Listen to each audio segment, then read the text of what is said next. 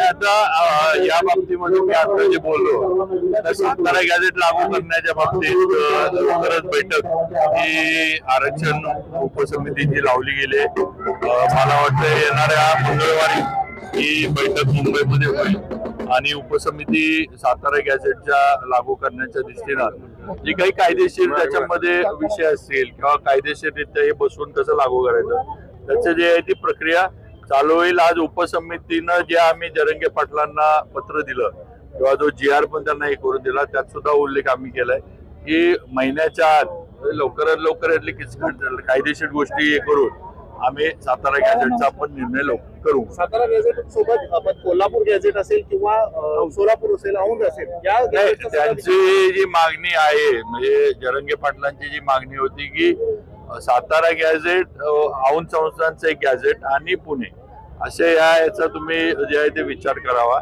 पण मला जी काही थोडीफार माहिती जी काही आता ह्याच्यात मिळाली किंवा गॅझेटची माहिती मी पण घेतली की बऱ्यापैकी सातारा संस्थांच्या गॅझेटमध्ये उल्लेख वगैरे जे आहे ते स्पष्ट आहेत, आकडेवारी स्पष्ट आहे आणि नावं आहेत आणि म्हणजे त्यांनी जे मी वाचलं म्हणजे मला त्या गॅझेटच्या काही कॉपी वाचायला मिळाल्या त्याच्यामध्ये त्यांनी काही उल्लेख केलेत की तुम्ही कुणबी आणि मराठ्यांमध्ये फरक करू शकत नाही किंवा दाखवू शकत नाही.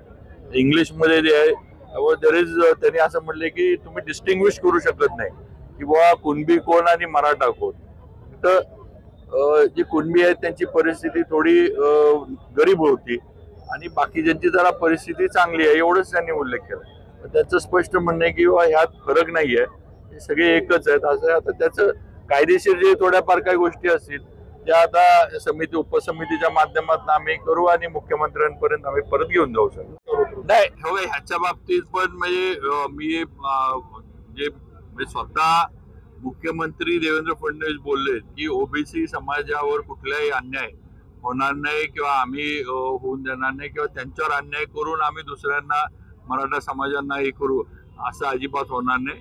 100% ज्यावेळेला मुख्यमंत्री एवढं जाहीररित्या बोलतात आणि जाहीर सांगतात आज त्यांनी हे दिलंय हे पण त्यांनीच दिलंय मराठ्यांना.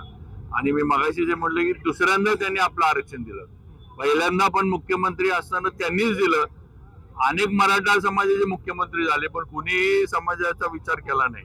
तर देवेंद्र फडणवीसांनी पहिल्या वेळेला पण दिलं आणि दुसऱ्या वेळेला पण मुख्यमंत्री झाल्यावर त्यांनी दिलं.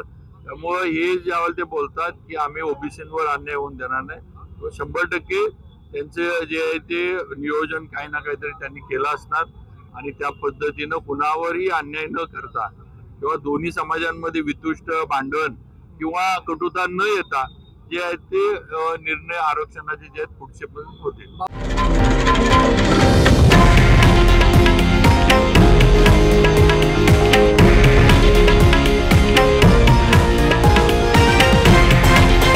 हे आहे देशातील नंबर 1 न्यूज नेटवर्क आणि आपण पाहत आहात TV9 मराठी, एकमेव.